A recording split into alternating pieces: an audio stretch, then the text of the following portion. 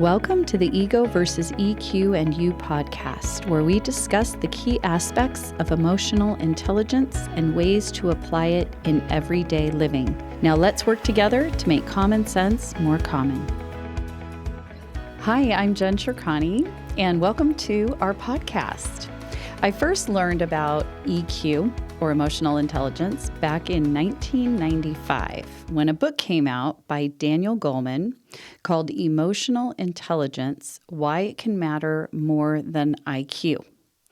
And it was so fascinating to me. It was such an interesting synopsis of his research on this behavioral science called emotional intelligence. And a few years later, I started my own firm and decided to make it my focus. So let me define emotional intelligence. It's essentially three things.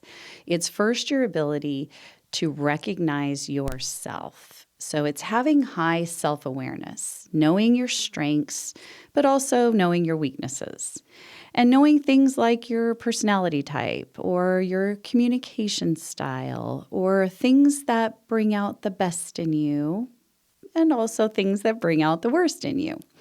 And it's knowing your moods and how your moods might be affecting you or the way you're reacting to something. So it's really high self-recognition or self-awareness. The second part is reading others. So it's social awareness, situational awareness, reading the room, as they say, being able to kind of plug into people and watch their nonverbal body language and figure them out. And then lastly, respond appropriately, choosing how you want to react based on that person or situation that you're in, instead of taking more of a one-size-fits-all approach where you just treat everybody the same no matter who they are or what's going on. So it's recognize, read, respond.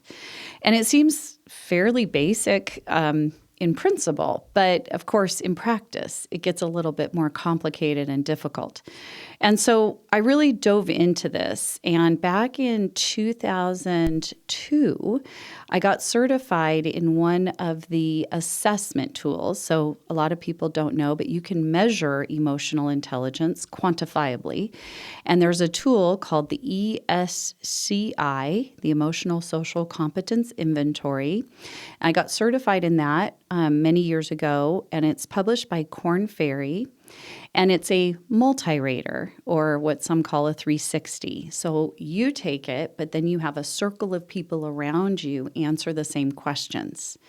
And it's very interesting because you get a chance to see how you see yourself compared to how all these other groups of people see you and how aligned those two scores are.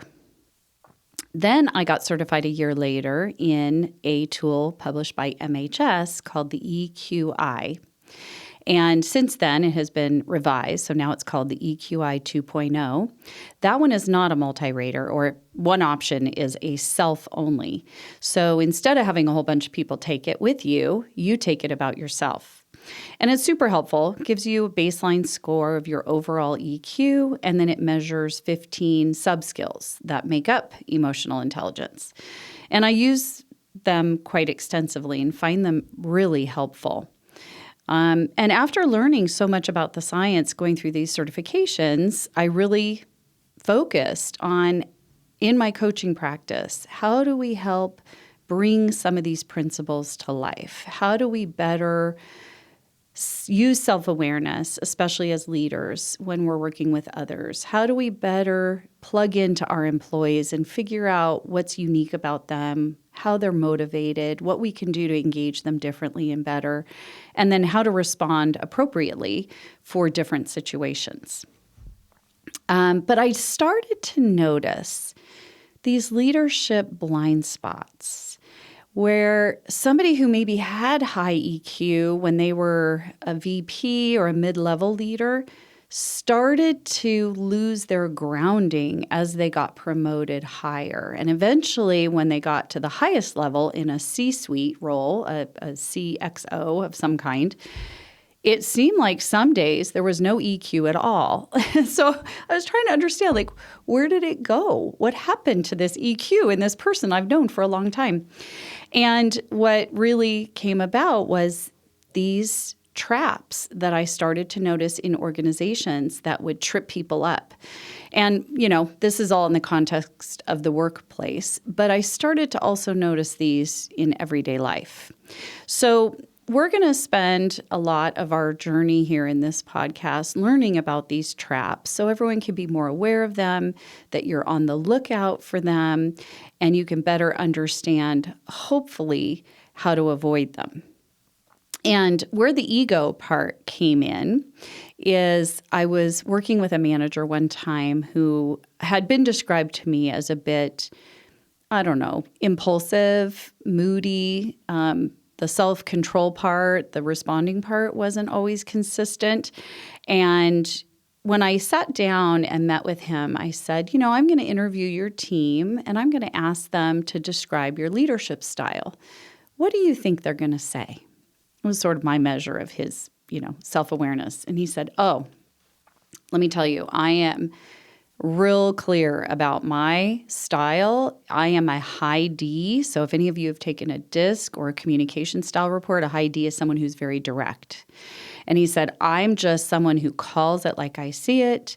I don't spend a lot of time worrying about making friends at work because I'm not here to make friends. I'm here to do my job. So I just tell them, look, this is how I feel about it. And please don't get offended because this is just me. This is just how I am and how I communicate. And I thought, okay, well, I'll definitely give him a gold star for self-awareness. But the message he was sort of sending everybody was, look, this is me. This is who I am. This is how I do it. You adjust. And we've all met people like this, right? Who just say, look, this is how I see things. And if I do upset you or offend you, you know whose fault it is. It's yours because I warned you. I told you I'm like this and you shouldn't be so sensitive. And I thought, okay, so we think of ego a lot of times as arrogance, but really where I see it play against emotional intelligence is comfort zone. How often do we stay in our comfort zone or do what's best for us almost at the expense of the people around us, or at least asking everyone else to do the adjusting instead of taking responsibility to be more interpersonally adaptable ourselves? And that to me is where ego really shows up. It's not that person who's condescending or, supersized ego all the time. It's just my comfort ends up being more important than yours, or at least the message I send is that way. So I saw a really interesting study. It was published by LRN, and it was called The State of Moral Leadership in Business. And the quote was, leaders who demonstrate humility are 22 times more likely to inspire trust than leaders who do not. And I think this goes to everybody, right? The more humble we are, the more trust people have in us because we seem more real. We don't seem like we're working off ulterior motives. And so this ego and humility are always, right, kind of balancing out each other. Where do I show confidence, but not to the point where it's so high it's now seen as ego? And how do I use emotional intelligence to know when do I be more assertive? It's not that ego is all bad. In fact, Fast Company wrote an article with my collaboration when my book came out called Why Your Big Ego Can Help You. So it kind of went against my initial thought on the title, but as I was writing the article, I thought, actually, there is some really good things about ego. So I don't want to say that, ego isn't important because it is. It's where our self-confidence comes from, and it's where our assertiveness sometimes comes from. But we have to always be mindful of the balance there between my ego and the emotional intelligence I need to show in order to better connect and relate to the people around me. So in the last 10 years now, I've been spending talking about this topic and applying it in day-to-day situations with our clients, along with my colleagues, Angela Bear and Steve Friedline, who have joined me on several of our projects and engagements. And over the last 10 years, we've worked with over 200 organizations and several countries in 41 states. And because our topic is so universally beneficial, it's the kind of thing that everyone in any organization can benefit from, or anyone in life can benefit from. So it doesn't matter what your role is. It doesn't matter what industry you're in. It doesn't matter if you're applying this in a family situation or a work situation. This is such a powerful competency because it makes what we have better. It's like a multiplier effect of our core traits that maybe can't change, our things like personality type.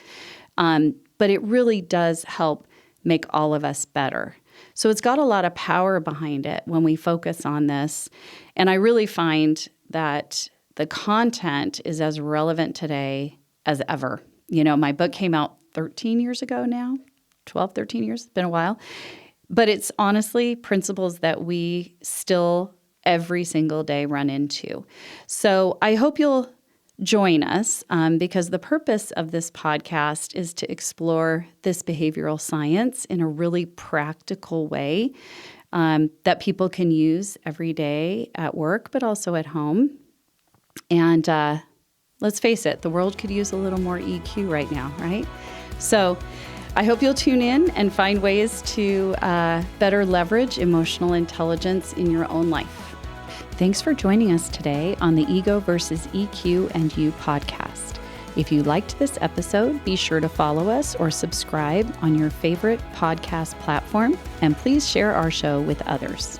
For questions or future topic suggestions, please email us at podcast@jenshirkani.com. Until next time, keep using your EQ and show ego who's boss.